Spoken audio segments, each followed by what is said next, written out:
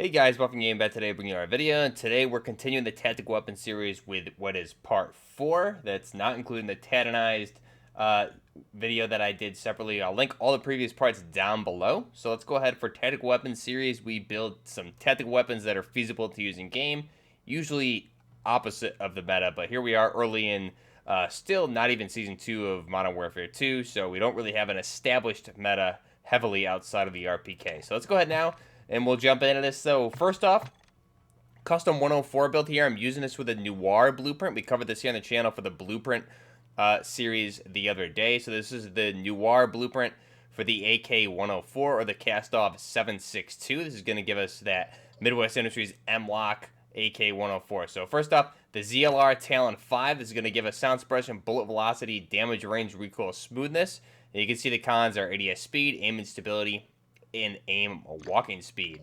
Next up, the 342mm Socken KL. This is going to give us from the base 103 barrel all the way down to the 104 barrel at 343, and we're going to switch that to the Midwest Industries key mod handguard here for the ADS speed, movement speed, hip recoil control. The cons you can see there: damage at range, bullet velocity, hip fire accuracy, and recoil control.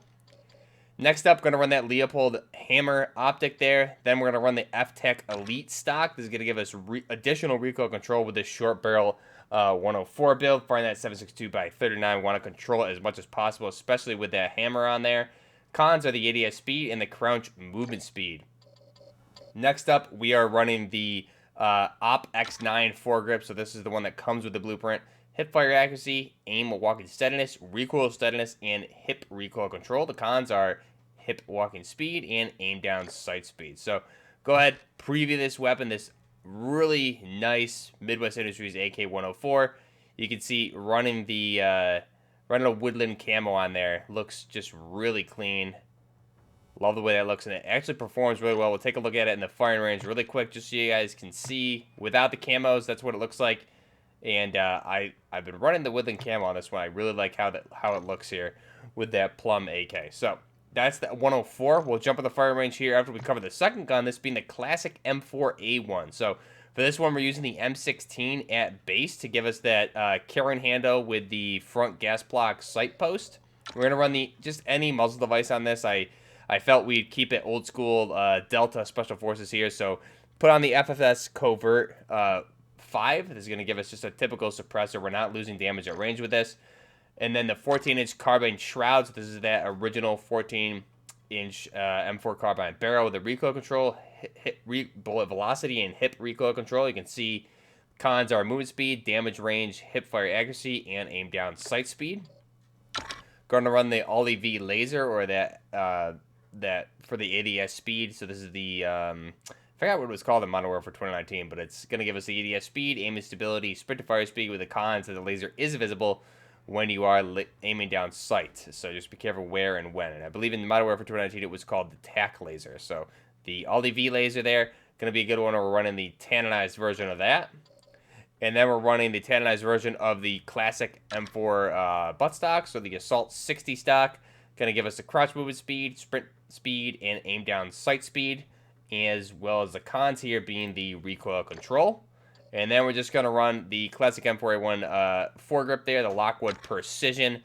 Going to give us the hip fire accuracy, recoil steadiness, aim walking steadiness. Cons are the aim down sight speed. So that's the M4A1, classic M4A1. Go ahead, jump into the firing ranges. Both of these weapons, just see how they handle. So here is our AK-104. Take a look at this thing. Really nice looking weapon. Love the blueprint on the camo on the blueprint. You can see it's actually fairly accurate. I was using this in DMZ quite a bit. Obviously, those ranges not the best, but you're going to be able to use it very effectively, especially those level 3 AI. It hits really, really hard. So that's our AK-104. Switching to the classic M4A1. Unfortunately, we don't have a base 30-round Stenag mag with any of the blueprints yet, but I'm sure we'll get that eventually. So, and again, the actual M4A1s, they did come in, you have the M4 and you have the M4A1. They did come in 3-round bursts. Specifically, I'm remembering Battlefield 4. There was 2 different versions of the M4 and the M4A1, and the M4A1 was 3-round burst. I believe it was the same in Battlefield 3. So here it is right here. We'll do a conversion video on this down the road, but you can switch from 3-round burst to single fire. Pretty effective. Again, this is a nice build. Unfortunately, we don't have any blueprints with the optics on the carrying handle. Hopefully that's something maybe we can get in a blueprint down the road. Would be really cool. But that's our classic M4A1 along with the AK-104. Go ahead now, back out, take a look at our next weapons.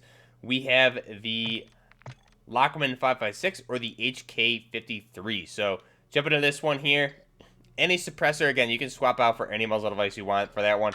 The Lachmann Nova. This is going to give us the bullet velocity, damage range, recoil control, hip fire accuracy with the cons of the ADS speed, movement speed, and the hip recoil control. Just going to run any optic on there. For this one, I'm running the Corvus downrange 00, I should say. So precision sight picture. This is just going to give you a 1.5 times magnification on this. And again, it looks really clean on the HK. And then we're going to run that classic MP5 stock, or the G3 stock, so that Lachmann S9 factory. You can see the pros and cons there. This is going to really help us out with the mobility for this weapon, and you'll see it on the next weapon as well. And then we're running the operator foregrip here also. That's going to give us the hip accuracy, aim walking steadiness, and the hip recoil control. Next up, the Lachmann 7.62 or the H&K G3. So this one, I know in the last comments for the last video, everyone was requesting the Lachmann series, so this is your video. So we have the bore 490. This is really going to reduce the horizontal control and allow you to keep it on target, horizontal and vertical, so you really don't need to worry too much about the horizontal control here. So it's really going to be straight vertical. The G3 kicks pretty heavily at base regardless, so trying to mitigate that recoil as best you can is a good idea.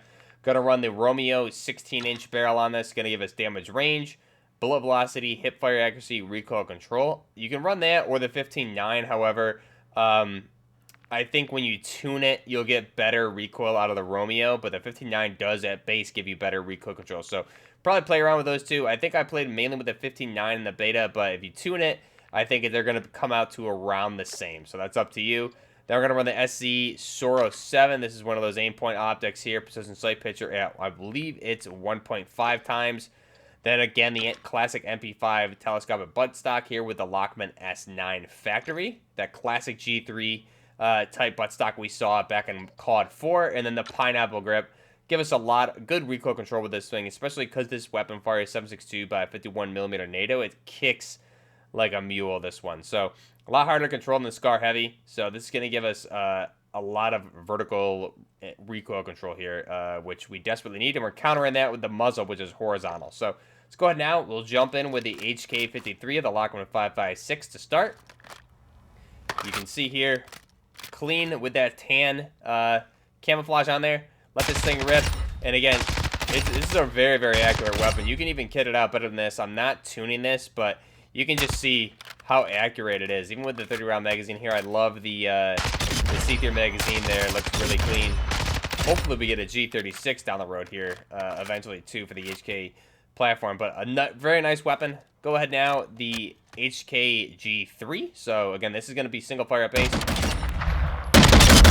Very easy to control, obviously, in single fire. This is really kind of like how you need to use this weapon is in single fire. This and the Mark 14, but if we were to go full auto, let me go back to the firing range here. Unfortunately, that's something that still is happening with the private matches. So now we'll go full auto and check it out.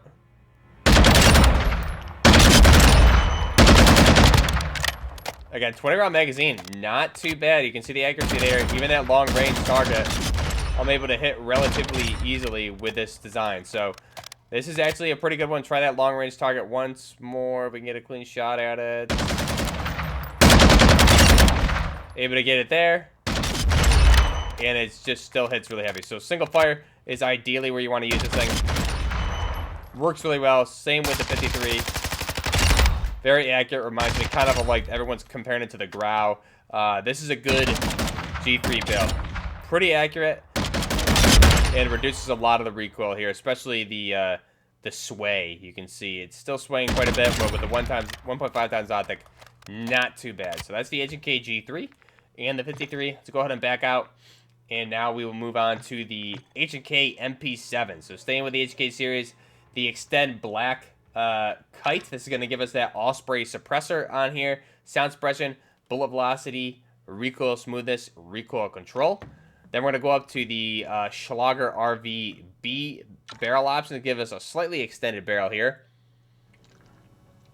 For the velocity, damage range, recoil control, hipfire accuracy. Then we're going to run the hip shot 20. So this is going to give us the second best in slot, I believe. I didn't have the other one unlocked. So this is either of these would be really good. Just be careful because your laser will be visible at the hip. And then the aim point or the aim op V4, really good sight picture there at 1x. And again, the Lockwood precision. So that's our H&K MP7A2. Looking really clean there. That tannized version of it there just looks really, really crazy. I played with this one on Building 21 too. It's a lot of fun to use.